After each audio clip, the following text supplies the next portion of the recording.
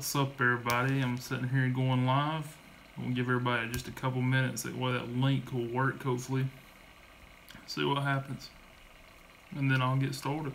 So, a couple minutes in, if you're watching this after the time, I'm gonna, you can fast forward a couple minutes or something like that.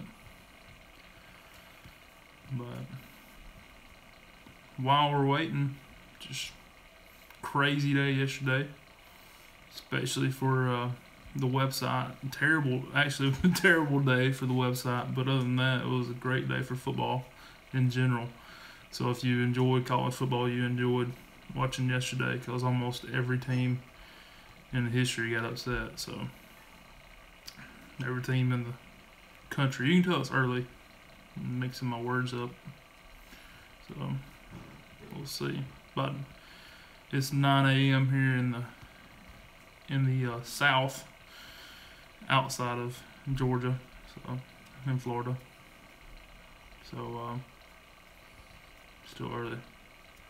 Just about one more minute, and then I'm gonna get started in the recapping everything. We'll start off with the SEC, and then we'll go to Pac-12, then to the Big Ten, then the Big 12, then the ACC. So just kind of looking at all the stats and everything for all the teams.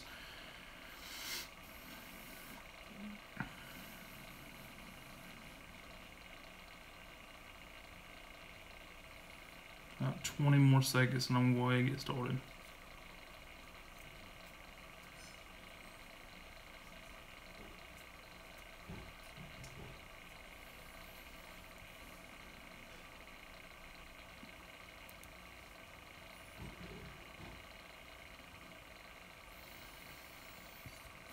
Alright, everybody, so you know that this is my first time doing the live recap. And so this is going to be new for me. I hope this works out. I hope everybody enjoys it, even if you have to watch it after it's recorded. But so we'll go ahead and start off with the SEC. First game is obviously the biggest one that happened yesterday in the SEC, which is Georgia and Auburn. Auburn come out at home as a 2.5-point underdog. I think that line actually probably dropped closer to Pick'em, closer to time, and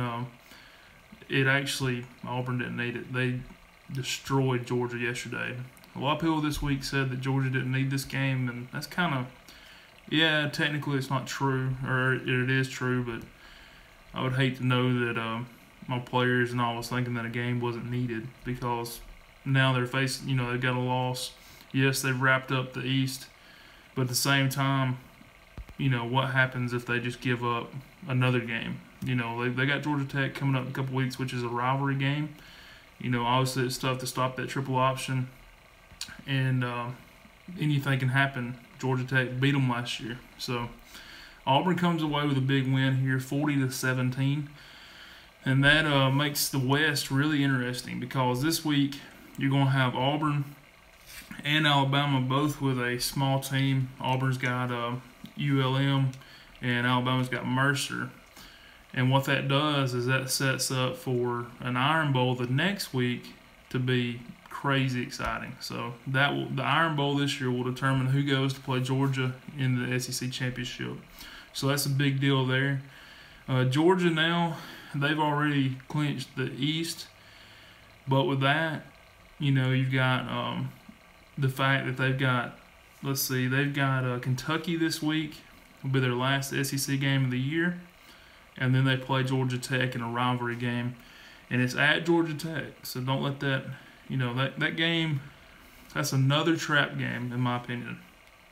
And this moving on, last night, Alabama did win against Mississippi State. They were down.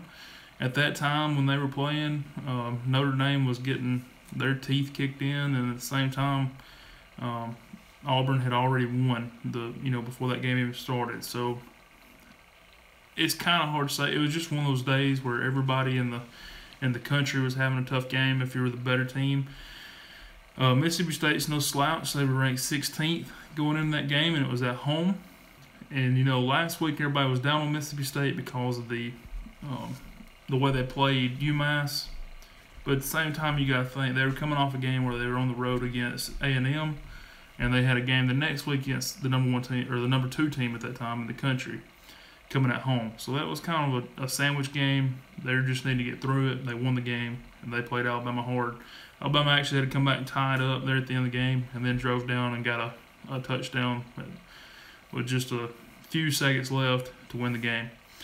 LSU and Arkansas, this was the first time that LSU had 11 o'clock kickoff, or 12 o'clock kickoff for you in the East. And I think it was the first time that they had an early kickoff like that since like 2006. So it's been a while. They're used to playing either 2:30 games or playing in the evening at like 5 o'clock, 6 o'clock, something like that. That is a rivalry game there. They won the trophy. It's like it's a giant trophy. I think it's the heaviest trophy in the country. So that's it is a rivalry game for them. They handled business 33-10. So they got that win moved to 7-3. Arkansas fell to 4-6. And at Arkansas at 4-6, still looking, they have to win out to go to a bowl game. So they have to beat Mississippi State next week and then finish up with Missouri on the day after Thanksgiving. Moving down, Ole Miss took care of business against Lafayette. Ole Miss moves to 5-5. They are not eligible for bowl game because they actually put it on themselves. They did not, with all that's going on from the Hugh Freeze era, they kind of put themselves on a bowl ban for this year, waiting to hear from the NCAA and see what happens there. Don't really know what's going to happen there, but I can tell you, even if they don't do anything, it has hurt that team because they are, recruiting-wise, it's really putting them back. A lot of, you don't want to go to a school that's not going to be able to do anything over the next few years, so that's really hurting that team. Moving along, South Carolina got a win against Florida. Florida moves to 3-6. That means they are not going to go to a bowl game. They're only playing 11 games this year due to that hurricane that they had the first season. So they are eliminated. 3-5 in the SEC. South Carolina moves to 7-3, having a pretty good year. 5-3 in the conference. Vanderbilt gets a win over. Kentucky gets a win over Vanderbilt, 44-21. Kentucky moves to 7-3, so Stoops has got it going up there. Vandy moves to 4-6, so they have to win out as well. There's a couple teams. You've got Missouri, Tennessee, Vanderbilt, all in the East, all still have a shot at going to a bowl game, but have to win. Missouri's 5-5, and with their win last night against Tennessee, 50-17. They moved closer to going to a bowl, but they still have to get that one more win. The other two, Tennessee and Vanderbilt, have to get 2 wins. They have to win out. And with them playing each other, obviously somebody's not going to a bowl game. Tennessee has the tougher route. They have to play LSU this week and then finish up with Vanderbilt. And the last SEC game was A&M. A lot of people were saying, New Mexico could actually stay within the points on A&M. They couldn't. They lost 55-14. So A&M gets a big win there at home to move to 6-4 and become bowl eligible. So the only team in the SEC West that needs to win out to get bowl eligible is Arkansas. Arkansas right now is 4-6, so there is a chance that they could go to a bowl, but they have to beat Mississippi State and Missouri. So I don't think, that's going to be pretty tough for them to do. And that wraps up the SEC. So we'll move on. Next up is the Pac-12. Just looking at the Pac-12, it started back on Friday night when UW got beat by Stanford. Stanford at home over the last, I want to say over the last 10 years, has been an underdog at home 6 or 7 times. 7 times. And has won 6 of those outright, and the other one they did cover. So they've covered all 7, winning 6 of those outright. That's an amazing number for an underdog at home. Yesterday, we had USC and Colorado. This was actually one of the plays that we had, going in the week, and it was looking terrible. It did end up losing. We missed it by half a point. I did give it out at 62.5. But it was looking bad after the first quarter. It was 0-0, and we had the over. And at halftime, it was 20-0. So we needed, obviously 42.5 points to win the bet. And the second half, they come out, both teams scoring, put up a lot of points, got to 38-24. And with about 6 minutes left, Colorado had 2 chances to get points. and being down by 2 touchdowns, went for it on 4th down both times, and neither time got it, obviously, and that caused us to lose. So 62 total points there, and we needed 63 to win our bet. So lost that one. Moving right along to Washington State and Utah. A lot of people picked Utah outright. I know on game day, I believe it was, there was a couple of them picked Utah for the right reasons. Utah at home is very tough. Utah in any situation is tough. They're scrappy. They're 5-5, and they were taking on the number 19 team in the country, who at that time was 8-2. They did lose by 8. The Washington State gets the win 33-25. So it looks like they did typical Mike Leach type game. They threw the ball 69 times. So Luke Falk was 40 of 69 for 311 yards and 3 touchdowns. That is, man, I bet his arm's sore today.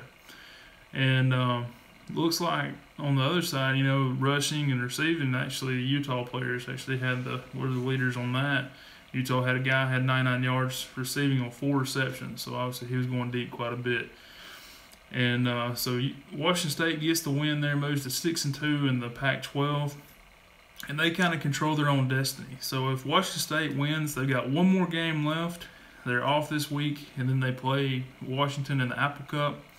And if they can beat Washington, they go to the Pac-12 championship.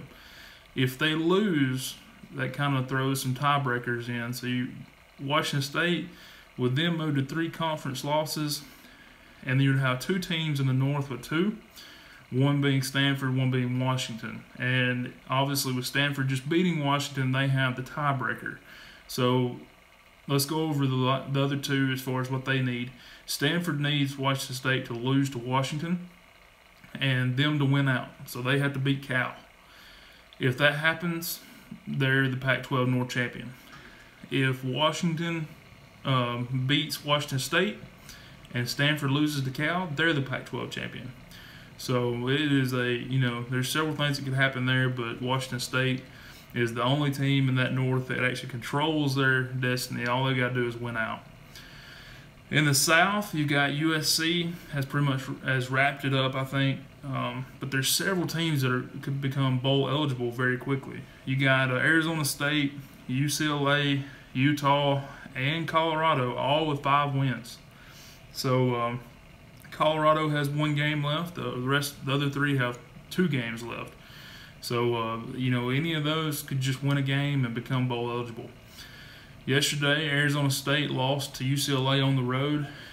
Josh Rosen did play in that game. A lot of people thought he wasn't going to play, and I'd heard reports that he wasn't going to play. But he actually did start and had a pretty good game, 25-45. So I'm thinking that's right over 50-55% completion, but threw for 381 yards and a touchdown, no interception. So he had probably one of his top games as far as yardage and not throwing picks. But Arizona State, for a couple weeks, when they beat Washington and everything, they had a great defense, and that was how they're getting by. And that's kind of went back to the old way, giving up 40-40 UCLA. They've kind of regressed, obviously, and they still need that win to become bowl eligible. And then the last game of the Pac-12 was Arizona and Oregon State.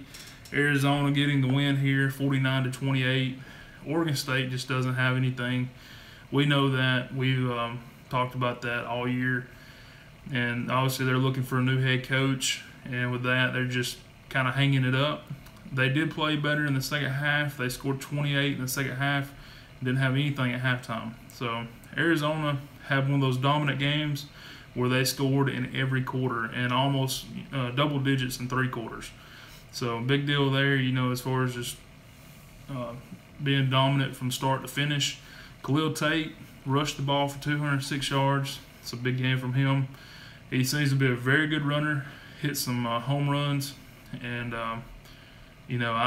his passing game, he's still young. I think that's going to come around, but that guy is pretty good. I think that a lot of people's kind of question why has he not been starting the entire year, but maybe if you look back, I think he's redshirt freshman, I believe, maybe a sophomore or something like that. He's not very old, and so maybe Rich Rod was just looking at the fact that he can't throw the ball that great, and he went with the best option. Now he's got Tate in there. They've got some momentum. They're 7-3, so obviously they're going to a bowl game. They're 5-2 in the Pac-12. With losses to the division winner USC. I mean, it's a pretty good year, a lot better year than a lot of people thought they would have, obviously. So, moving on from that wraps up the Pac-12. We'll look at the Big Ten now. So, obviously, I had a bad day in the Big Ten yesterday. Gave out 2 plays there.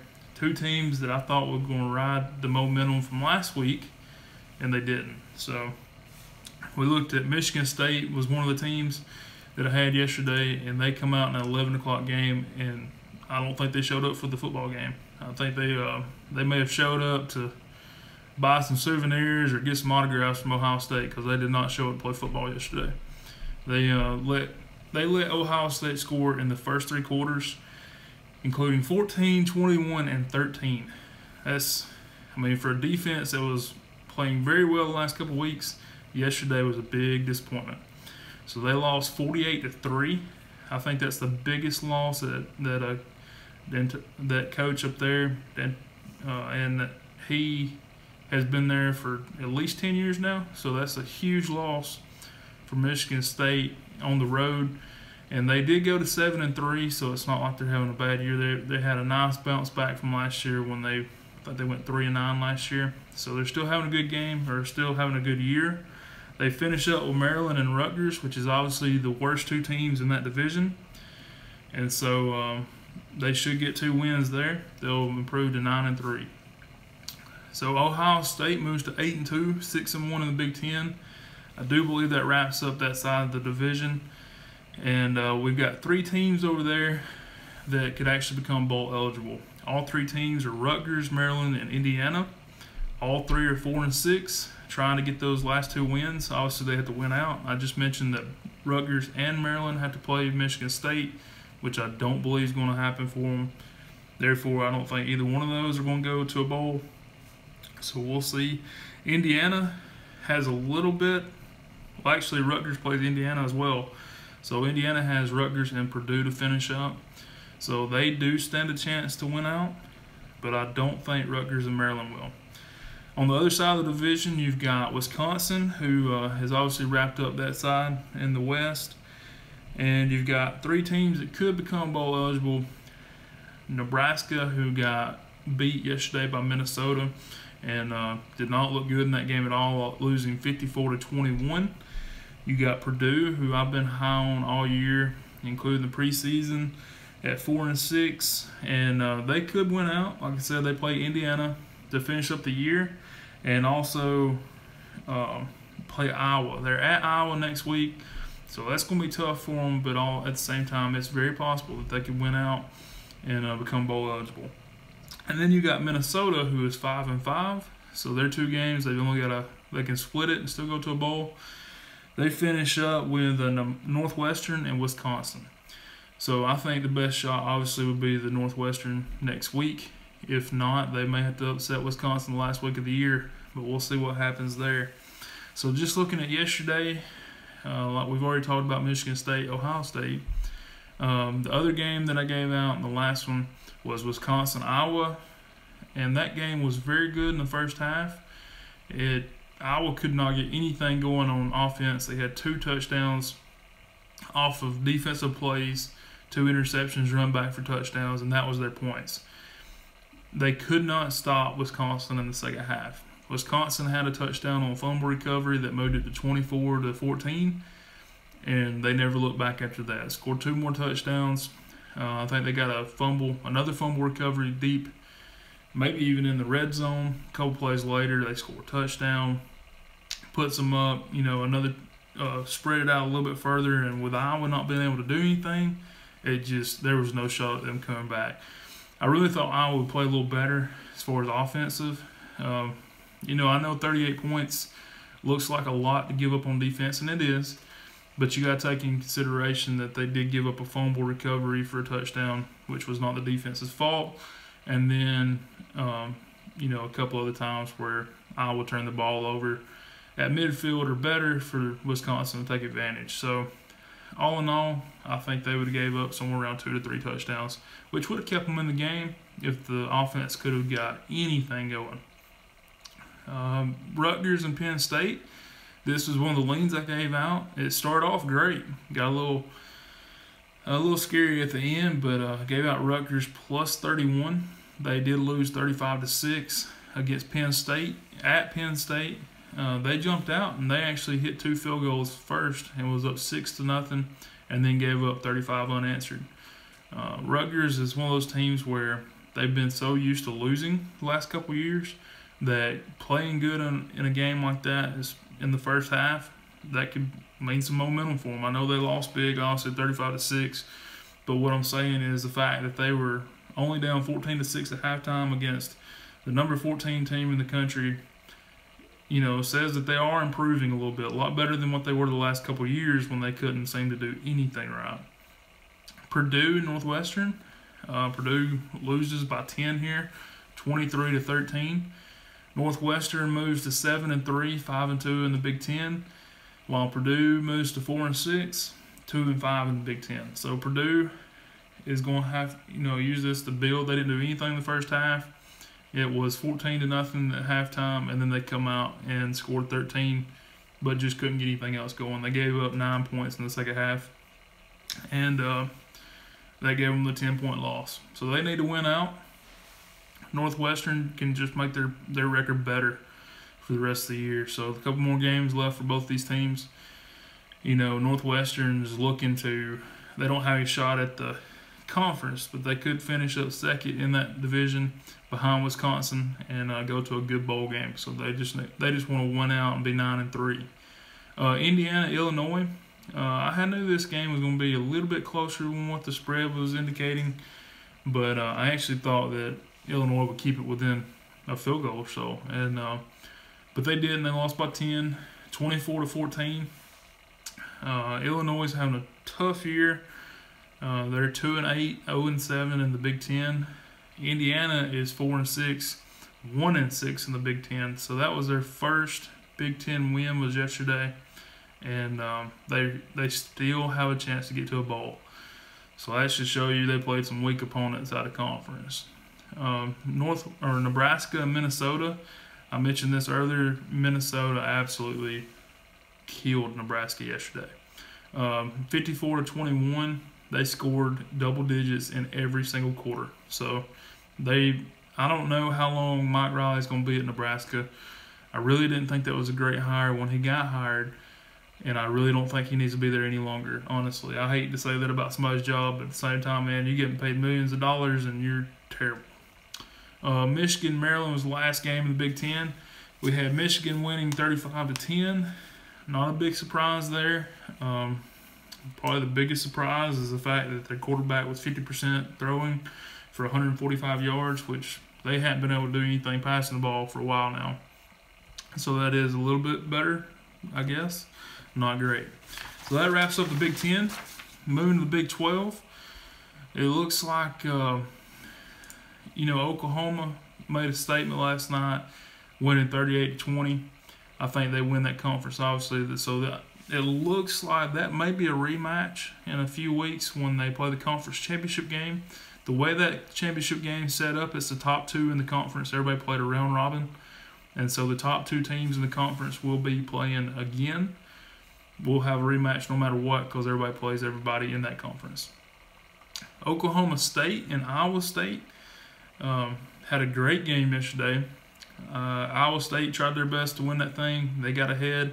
I think they jumped out 10 points there at the end and just couldn't let Oklahoma State start scoring again. It came in groups. Oklahoma State got down. I believe it was 14-0 in the first of the game. Oklahoma State started coming back, chipping away at that lead.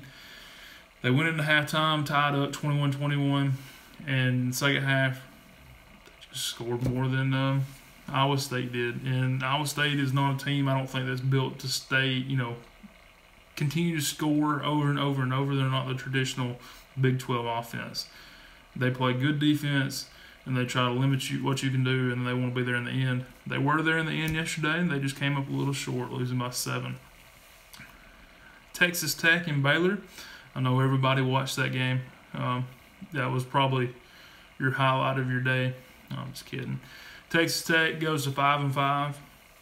They need one more win. They are in a group of 3 teams that need one more win to become bowl eligible, including Texas, Texas Tech, and Kansas State. So all doable. Kansas State finishes up with Oklahoma State and Iowa State. If they can just get one win, that's going to be tough, but if they can get one win, they'll become bowl eligible. Texas Tech being 5-5, they just need one as well. They have TCU and Texas to finish out the year. Texas is on the Friday after Thanksgiving. And also Texas itself, obviously playing Texas Tech. And also they have West Virginia this week. So all 3 of those teams have a tough road the last couple games, but they just need one win to become bowl eligible. So look for them to play hard. West Virginia and Kansas State, that was a great game. A lot of scoring in the first half, and then hardly anything in the second half. West Virginia jumped out, or actually beat them 28-23. And that game just went back and forth. It looked cold. And just watching it on TV, it looked like it was freezing. And I know it was raining for part of that game. It looked cold. So, had to be miserable for them, but it was great for us to watch on TV. Kansas State, it's hard to pull against Bill Snyder. Just an all-around good guy. I've been in the business for a long time. Built that program from nothing. West Virginia, thank God Dana was wearing a hat yesterday. His head would have got a little cold with that thin hair. But anyways, moving along. Like I said, Oklahoma and TCU looks like they wrapped up that conference, and they will have to play again. Those 2 teams just need to win out, and they will be the ones that will be rematching to play again for that conference title. Well, that wraps up the Big 12.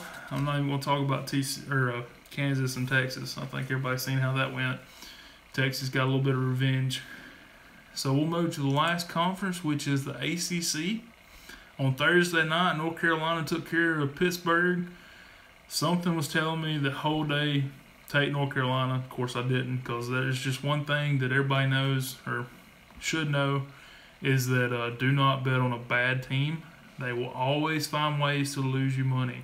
Obviously, this was an exception to the rule, but I did not put any money on them or didn't tell anybody to put any money on those or even give that out as a advice or nothing like that, because they'll find ways to lose it.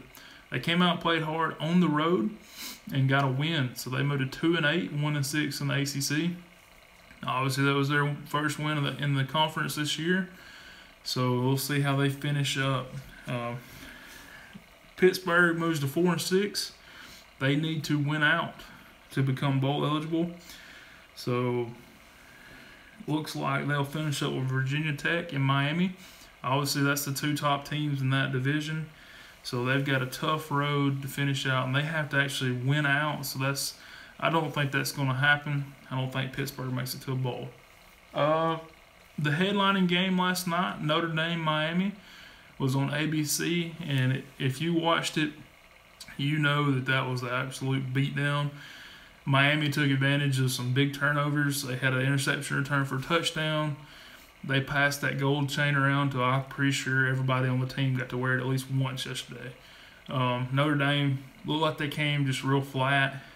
It looked like to me, and I know it's been fairly cold up there. I don't think it's too bad in Indiana right now. But it looked like if you looked at the sidelines, it looked like Notre Dame players were they were pouring sweat. It just looked like they were tired. I don't know what the deal was there. And then you look at Miami's sideline, and obviously they had the adrenaline. They were winning big. But it looked like 2 different teams. You had Miami, looks like they're obviously used to that type of weather. It wasn't that hot. It was, it was humid and things, which you would understandably be so for Miami. No matter what time of year, it's going to be at least some humidity in the air, even on days when it's cold. But Notre Dame just looked like they were not ready to play that game. And it showed in the score. They played flat. They made some stupid mistakes. I even think they made some mistakes on play calling. And I'm usually not big on calling out a coach or something like that, because to me, if your players execute, it doesn't really matter what the play is. Every play is designed to score. If anybody ever designs a play to go negative yards, they obviously not going to get paid very much money to coach. So every play is designed that if you block it right and you run the play right, you're going to pick up yards. They just were not ready. They were just underplayed and let Miami get a big win there. So I'll look for Notre Dame not to fall out of the top 10, but probably, I would guess, with a beatdown like that, even though it was on the road, I would guess that they would fall closer to 9 or 10 maybe. Miami showed a lot, obviously, at home. They were number 7 going in that game. They're probably going to move up in the top 4, I would think, with the number 1 team going down and the top, number 3 team going down. I would think either 4 or 5. Florida State and Clemson, that score does not indicate how that game was played. If you watched any part of that game, you know that Florida State kept that game close-ish for most of it. I think it was 17-14 or 17-0 at halftime. Clemson didn't score anything until like the last 3 or 4 minutes of the game as far as adding to that score. So Florida State played great defense yesterday. It's a rivalry game, so it was at Clemson. You're going to have a factor of these kids are going to, for Clemson, probably played down to their competition. Florida State being a rivalry game, their players played up to competition, and therefore it was 17-14. And then Florida State turned the ball over. They actually had a chance to drive and take the lead, turned the ball over, gave up a quick touchdown, turned around, did the same thing again, and lost 31-14. So 17-point victory for Clemson, which did actually cover. Some of the lines that I seen was 16, 15, something like that. So if you had Clemson, you did cover. But if you had Clemson and you laid the 16, you were very lucky yesterday, because they did not play anything like what that score indicates, in my opinion. Next game was Georgia Tech and Virginia Tech. Georgia Tech moves to 5-4 with an upset over Virginia Tech, who is now 7-3, 28-22. Georgia Tech led for most of that game. They gave up a late, I think at one time it was 22-21 in the fourth quarter, and Virginia Tech had to fight back the entire game. Georgia Tech scored a touchdown in each of the 4 quarters, so it was pretty, like I talked about before. To me, that says a lot when a team can score in each quarter. To me, it means that their game plan worked. You come out and you score a couple touchdowns in one quarter, you don't score in another quarter. To me, what that says is you got a good game plan if you come out with a win, but also, obviously, it wasn't dominant. To me, even if it's a low-scoring game and you see it's like 28 points where Georgia Tech scored a touchdown in each of the 4 quarters, to me, that is dominance. That is showing that your game plan was better than theirs, and you came out on top. You had a very solid across the board. Virginia Tech did score each quarter as well, but they scored field goals in a lot of that game. So their Georgia Tech defense stepped it up, got the win at home. They were a 3-point dog, I believe, and won by 6. North Carolina State and Boston College. This was also a 3-point game, and so it pushed with North Carolina State being the favorite. They moved to 7-3 with a 17-14 victory, and Boston College is still 1 win away from becoming bowl eligible, 5-5. So look for them to play hard this last couple games just to get into a bowl. It looks like Boston College finishes with UConn, which they should get a victory right there. And if not, they do go on the road to Syracuse. But hopefully they'll get the victory against UConn and at least be 6-6, because I think they've played well enough this year that they would be a good bowl game to watch. Duke and Army. This game is weird. I know it was a Veterans Day yesterday, and Army is obviously not a bad team. They were 7-2 going into this game, but Duke scheduled this game in a very good spot, and the reason being because Duke actually plays next week against Georgia Tech. So this would have been a great opportunity for them to understand and get practice against Army against a triple option that Army runs and also Georgia Tech runs. They let Army beat them. Army comes away with a 21-16 victory, scoring all 21 of their points in the first half. Duke just could not get, they lost by 5, just could not get the win. But I still think that is actually a pretty smart scheduling that Cutcliffe and the AD did there. By scheduling Army the week before Georgia Tech, you get some practice against the triple option, and it just backfired on them. It backfired on them on Veterans Day, and Army got the win. Wake Forest gets a big win against Syracuse. On the road, they scored a ton of points in this game. To be honest, it's 107 total. So Wake Forest scored 64 of those points and moved to 6-4, become bowl eligible. Syracuse needs to win out. They have to beat Boston College, as we talked about before, and also Louisville. So they play on the road at Louisville, and then they have Boston College at the end of the year. So they have to win the next 2 games to become bowl eligible.